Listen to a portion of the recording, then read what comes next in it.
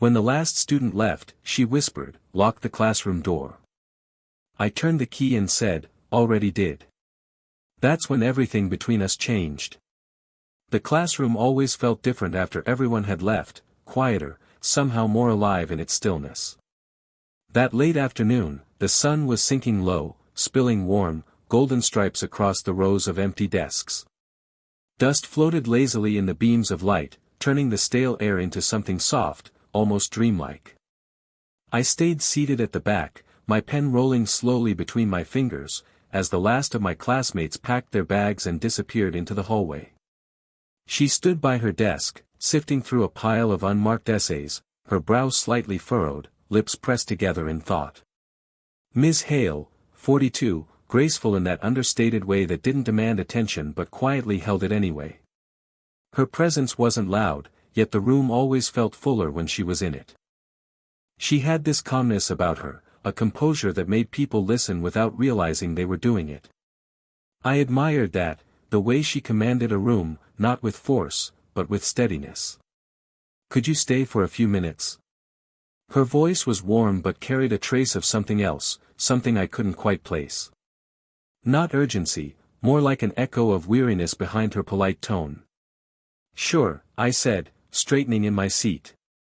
One by one, the footsteps faded in the hallway until the door clicked shut behind the last student. A hush settled, broken only by the faint hum of the old ceiling fan.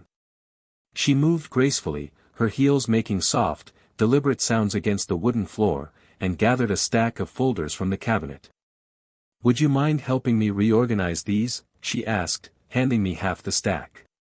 Our fingers touched, just barely, in that small exchange. The kind of touch that shouldn't mean anything, and yet it lingered for a second in my awareness, like the faint warmth of a cup you've just set down. "Of course," I said, my voice coming out steadier than I felt. We worked side by side, sorting the papers into neat piles. The scent of chalk and her subtle perfume, something light, citrusy, almost like fresh paper, hung in the air. I found myself listening more to the quiet than to the sound of the papers shifting. It was a different kind of silence than usual, not empty, but full of something unspoken. She glanced at me once, just a flicker of her eyes over the edge of her glasses. "You're one of the few who stays focused until the very end," she said with a faint smile. "Most people's minds are already out the door by now." I shrugged, a little self-conscious under her gaze. "I guess I like the quiet." Her smile softened, it wasn't just polite now, it felt knowing somehow, like she understood what I meant without me saying it. The clock ticked gently above the blackboard. Outside, the world was moving on, voices in the courtyard, a distant car horn, but here in this pool of golden stillness, it felt like time had slowed just a little. That was the first moment I noticed how easy it was to breathe in her presence, even when words were few. The last trace of footsteps had faded down the corridor, leaving only the low hum of the lights and the rustle of papers beneath our hands. The air felt heavier now, not oppressive, but settled, as if the room itself had exhaled. I stacked the final folder on the desk and was about to ask her if there was anything else when her voice cut through the quiet. "Could you lock the classroom door?" she said softly. It wasn't a command, not really. More a whisper carried on a breath, like she didn't want the moment to echo too loudly. I glanced at her, surprised by the request. There was no edge to her tone, only an undercurrent of something I couldn't name, perhaps caution, perhaps the simple need for privacy. I stood, the old key still dangling from the knob. "Already did," I replied, my voice low, matching the hush in hers. For a brief second, something shifted. It wasn't anything visible, the light hadn't changed, the room hadn't moved, but there was a pause, a shared stillness that made the space between us feel both smaller and more meaningful. The kind of silence where your heartbeat becomes louder than it should. She stepped a little closer, one hand brushing a strand of hair behind her ear. Her perfume, that same delicate, almost citrus scent, stirred faintly as she moved. I could hear the soft creak of the floor beneath her heels. "I didn't want interruptions," she said, her gaze flicking toward the hallway as though the world outside might intrude at any moment. Sometimes, when I try to finish grading or talk about something that matters, there's always someone barging in with a half-finished excuse. Her words were practical, but the way she said them, it carried a hint of something else, a kind of relief in being able to have this sliver of quiet carved out from the chaos. I nodded, leaning lightly against a desk. Makes sense, I said. The school can get loud when it empties. It's like everyone's trying to leave twice as fast as they came. That drew a small curve at the edge of her lips, not quite a smile, but the beginning of one. She reached past me to place another stack of papers on the shelf. For a second, her shoulder brushed against my arm, a passing touch, nothing deliberate, but in the stillness, even that faint contact felt amplified. I caught the faint warmth through my sleeve, the quiet presence of someone who rarely let herself linger so close. "Thank you," she murmured, almost to herself, her eyes following the locked door for a moment longer. There was no secret plan in her request, no forbidden plot brewing in that late afternoon classroom. Yet the act of turning that key, of sealing out the noise, had created a pocket of time that felt unusually private, almost intimate. Not in a way that crossed any line, but in the way that makes you realize how rarely two people simply share a moment without the rest of the world pushing in. I didn't know it then, but that simple whisper, "Lock the door," would stay with me longer than the echo of any lecture I had ever heard in that room. The light outside had shifted by the time we settled again, a deep amber washing over the rows of empty desks. The blinds were half drawn, letting in slanted stripes of sunset that stretched like soft ribbons across the floor. The room felt smaller now, not cramped, but closer, as though the day itself had folded in around us. She set a mug of tea on the desk beside her and motioned for me to sit. I took the chair next to hers, close enough that I could hear the faint tap of her fingers against the ceramic, the quiet sigh she let out as though she had been holding it in all day. "You ever have those weeks," she began, her eyes still fixed on the papers in front of her, "where everything feels heavier than it should?" I hesitated, unsure if she wanted an answer or just a witness to her thought. "Sometimes," I said softly. "It's like carrying a backpack that keeps getting heavier, even when you don't remember putting anything new in it." That earned me a small, tired chuckle, the kind that barely lifts the corners of the mouth but warms the air between two people. She looked at me then, and there was something unguarded in her expression. Not the composed, self-assured teacher everyone else saw, but a woman with shadows under her eyes, a trace of weariness at the edge of her smile. "I suppose I've been feeling that," she admitted, her voice low, almost apologetic. "Burnout, I guess. Everyone thinks this job is just books and chalkboards, but it's the silences between the bells that weigh on you." I nodded, letting her words settle. "It's easy to forget teachers are human too," I said. She laughed again, this time softer, a little sadder. "Human, yes. Flawed, tired, sometimes a little lost." The room went quiet for a moment. Outside, a bird trilled briefly before the courtyard fell still again. I watched her fingers trace the edge of a paper absent-mindedly, the way her thumb lingered there, as though grounding herself in that tiny motion. Without thinking too much about it, I slid a cup of water across the desk toward her. "Here," I murmured. Our fingertips brushed as she took it, a brief contact that felt strangely deliberate despite being nothing at all. Her skin was cool from the air, soft in that fleeting moment. She didn't pull away immediately, just held the cup, her eyes resting on the water as if it might offer answers. "Thank you," she said after a pause. And then, quieter, "It's been a while since anyone just listened." I didn't have a reply ready. I just sat there, elbows on my knees, watching the way the last streaks of sunlight touched her hair, catching hints of gold that weren't always visible under the fluorescent classroom lights. The distance between our chairs felt narrower than it had when I first sat down, though neither of us had moved much.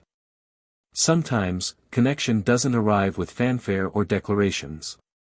Sometimes, it slips in quietly, in a confession half-spoken, in a touch that lingers just enough to be remembered. By the time the clock's hands crept closer to evening, the once orderly desk was a battlefield of papers, stray pens, and open folders. What had started as a neat task had somehow turned into a kind of quiet chaos, but the kind that didn't bother either of us.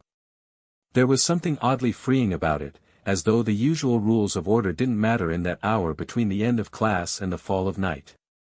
I handed her a stack of marked essays, slightly crooked from my uneven stacking. "You might want to check that one," I said with a faint grin. I'm not sure if the student meant, "Their dog ate the homework," or if it was an actual cry for help. She looked up at me, a brow raised over the rim of her glasses. "You read it, didn't you?" "Every word," I said, mock serious. I was invested in the dog's fate. And then it happened, a soft, genuine laugh. It started as a breath, then warmed into a sound that filled the room in a way no lecture ever had. Not forced, not polished for a classroom of listening ears, but real. It was the kind of laugh that makes you want to say something just to hear it again. "I don't usually hear you crack jokes," she said, still smiling as she straightened the papers. "You're always so steady." I shrugged. "Maybe you just catch me on my serious days." She gave me a look, that subtle, knowing kind of glance that lingers a fraction longer than it should, and shook her head. "Or maybe you've been hiding this side." Something in her voice had softened. The formal lines of teacher and student, authority and obligation, had blurred into something lighter, like two people sharing a space that didn't belong to either one fully. Her hand reached across the table to slide a paper toward me, and for a brief moment her fingers rested against my forearm. Warm, light, but grounding in a way that made me forget about the ticking clock for just a second. I didn't flinch, didn't move away. Instead, I let the moment stretch naturally until she pulled her hand back, as though realizing it lingered. The golden light had dimmed into something softer now, the last remnants of sunset brushing against the windowpane. The hum of the lights above filled the pauses between our words, but it didn't feel like silence anymore. It felt like a shared pause, a rhythm only the two of us were moving in.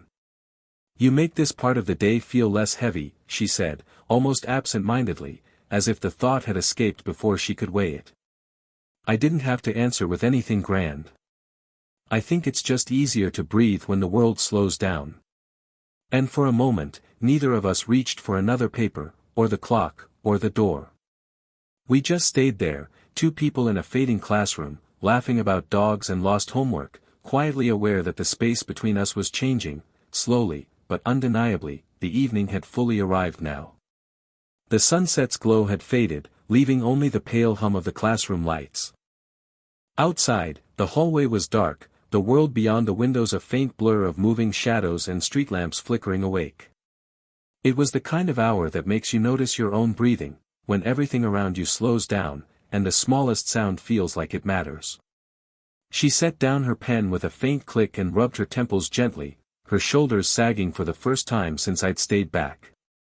The exhaustion was there, not dramatic, but real. The kind of tired that comes from holding everything together all day long. "You've done enough," she said quietly. "You didn't have to stay this long." "I didn't mind," I replied, leaning back slightly in my chair. "It's nice here when it's quiet." Her eyes met mine, and for a moment, there was something unspoken in her gaze, a kind of gratitude that went beyond the words she offered. She reached across the table, picking up a folder that had slid slightly out of place. Her fingers brushed against my sleeve, then paused. The gesture was small, just the light press of her fingertips smoothing a crease on the cuff of my shirt, but the effect it had was disproportionate. It wasn't the touch itself that caught me, it was the care in it. That small, almost motherly act that somehow felt like something more when wrapped in the stillness of that room. "Your shirt," she murmured, as if it were reason enough to explain the pause. I smiled faintly, though my heart felt heavier than my expression betrayed. "Guess I should thank you for keeping me presentable." She let her hand linger a fraction longer before pulling it back. Her fingers traced the air briefly, like they weren't entirely sure they wanted to leave. The hum of the ceiling light seemed louder now, or maybe it was just the way my focus narrowed, to her voice, her movements, the quiet weight of the moment. "You know," she started, then stopped, looking at the stack of papers instead. Sometimes, it's easy to forget what it's like to just be heard. Not advised, not managed. Just heard. I shifted slightly in my seat, elbows on my knees, leaning forward. Maybe that's all people need sometimes. Someone to listen. Her lips curved, not quite a smile, softer than that. You're far too steady for your age, she said quietly. I didn't know if that was a compliment or a warning, but it stayed with me all the same. The clock above us ticked on, its hands slow and deliberate. The door was still locked, the night pressing gently against the glass panes. For a brief moment, the world outside didn't feel real, just this small circle of light, her presence, the faint warmth of her touch still lingering on my sleeve like an afterimage. The clock above the blackboard ticked past a time when most classrooms were already dark. Only the hum of the fluorescent light and the distant echo of a janitor's mop bucket broke the quiet. The papers were finally stacked, the desks half organized, but neither of us moved to leave. It was as though the room itself had become a pause, a held breath between the end of the day and the beginning of night. She stood by the door now, one hand resting on the cool metal knob. I gathered the last folder, ready to pass it to her, when she spoke, her voice barely louder than the whisper she'd used earlier. You make this too easy, she said, not looking at me at first. Her eyes stayed on the locked door, fingers lightly grazing the frame. I frowned slightly. Too easy. Her gaze finally found mine. There was a trace of hesitation in her eyes, not fear, but something closer to restraint. Your company, she said, softer now. It's comfortable. Disarmingly so. And that frightens me a little. The words hung there, fragile but honest. I didn't rush to fill the silence. Instead, I placed the folder on the desk beside her and leaned back against the edge of the table, letting the distance between us speak for a moment. I'm not sure that's a bad thing, I said finally, my voice steady. Sometimes the best company is the kind that asks for nothing. She let out a quiet breath, almost a laugh. That's exactly it. You don't ask. You just show up and listen. And that makes me forget I'm supposed to keep a line drawn. There it was, the line we both knew existed but hadn't named until now. The one between teacher and student, experience and youth, expectation and whatever this was beginning to feel like. I glanced at the door, still locked. Lines are only there to remind us what's at stake, I murmured. Not to stop the world from being kind. Her fingers tightened around the knob slightly, then loosened. She reached for the folder at the same time I did, and for a moment, our hands overlapped, her fingers cool, mine warm from the heat of the room. It wasn't deliberate, but neither of us pulled away immediately. A stillness settled between us again, heavier now, not uncomfortable, but charged with something unspoken. She drew in a slow breath, as though bracing herself against the weight of her own thoughts. This is the part, she said softly, where I should remind you that I'm your teacher. And this is the part, I replied gently, where I remind you I'm just listening. That earned the faintest smile, not victory, not surrender, just acknowledgement. A moment of truth that didn't demand a decision yet. The door stayed locked a moment longer, her hand still on the knob. Then she exhaled, letting her fingers slip away from the cold metal, as though the world outside could wait just a little longer. The click of the door echoed softly as the lock finally turned back, releasing the room from its private spell. A cool breath of night air slipped in from the hallway, carrying the faint scent of rain on distant pavement. It was late enough that the school felt hollow, the kind of quiet where your own footsteps sound too loud. She stepped through the doorway first, her shoulder brushing against mine as I followed. The corridor lights flickered, half the bulbs already dimmed for the night. It felt like the world was already asleep, leaving just the two of us walking slowly down the polished floor. Thank you for staying, she said, breaking the hush. Her voice had lost its earlier tension, now it carried a low warmth, the kind that sinks into your chest long after the words fade. I didn't plan to keep you this long. I didn't mind, I replied, matching my pace to hers. It didn't feel long. We reached the end of the hall, where the glass doors opened to the courtyard outside. The air was cool, laced with the sharpness of early evening.